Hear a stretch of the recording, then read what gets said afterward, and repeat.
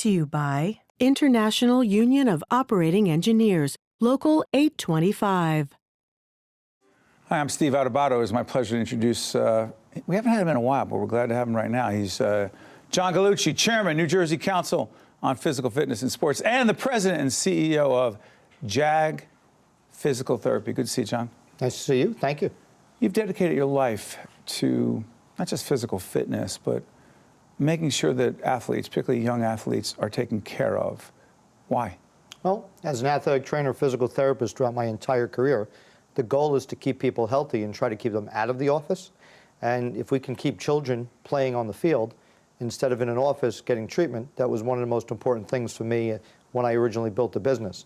As you know, the business has grown tremendously, that we're treating the entire demographic of the lifespan of health. And literally now we take care of everybody throughout the entire lifespan at Jag Physical Therapy.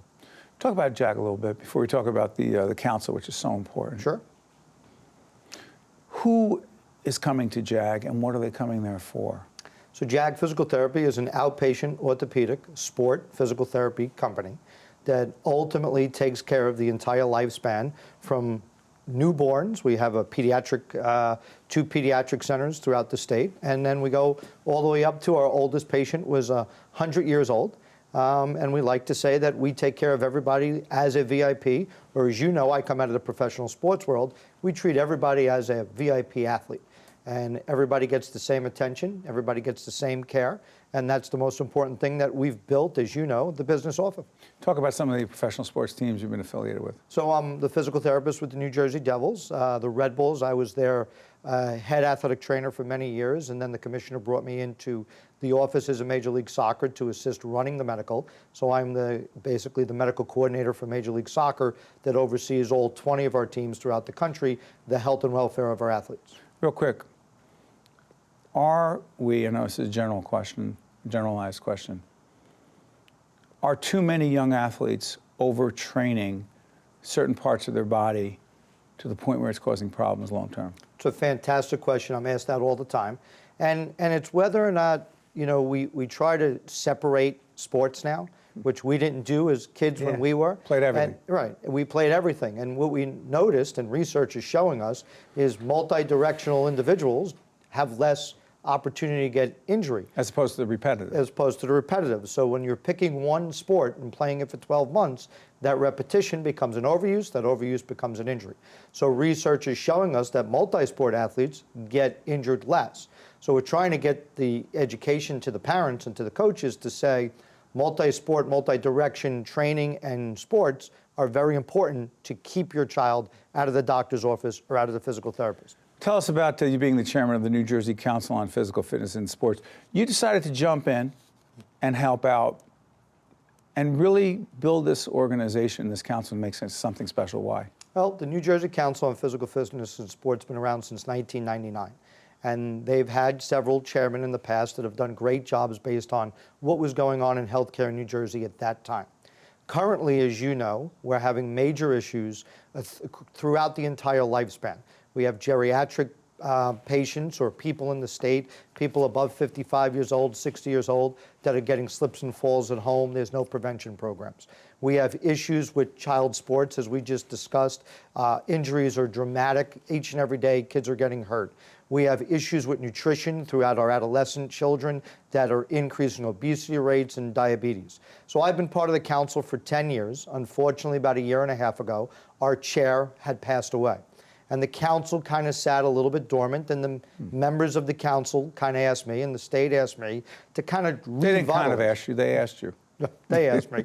So to kind of revitalize it, and lucky enough in May, I was nominated by the remaining council to become the chair. And the goal in the last 5 months was not only to revitalize it, but to get a meeting immediately with the Department of Health Commissioner Bennett and see what her initiatives are.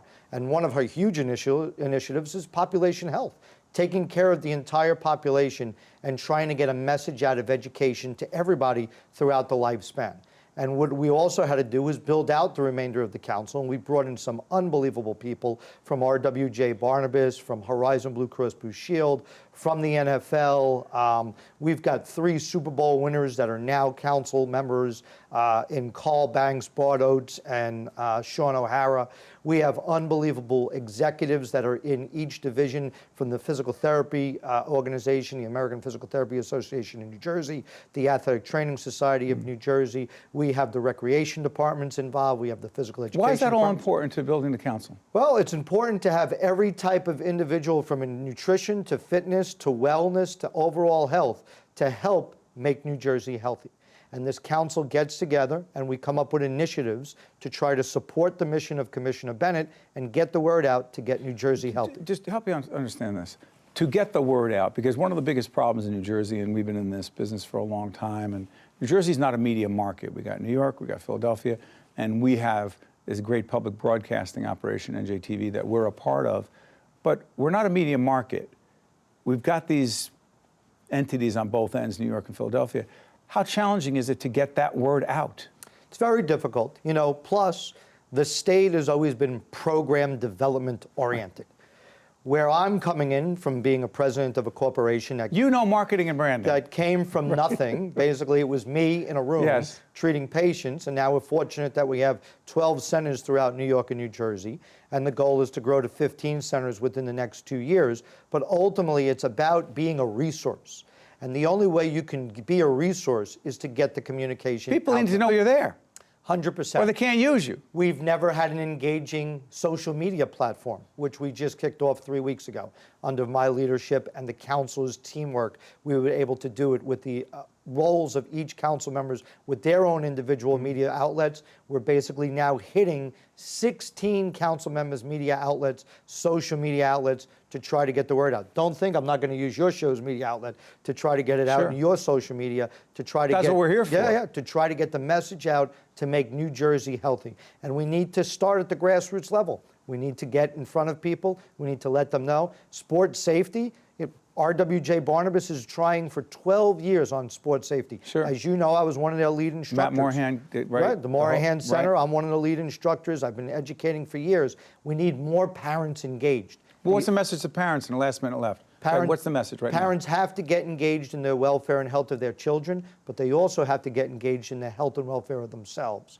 Parents have to start taking care of themselves. We're all working too many hours, and we don't put any time in for ourselves, and then we end up with high cholesterol, we end up with type 2 diabetes, we end up with blood pressure issues. If we take 30 to 40 minutes every day for ourselves, let it be during lunch, let it be at your desk chair, you can prevent injuries and illness across the entire life. You can't be telling kids what to do if you're not doing it yourself. Correct.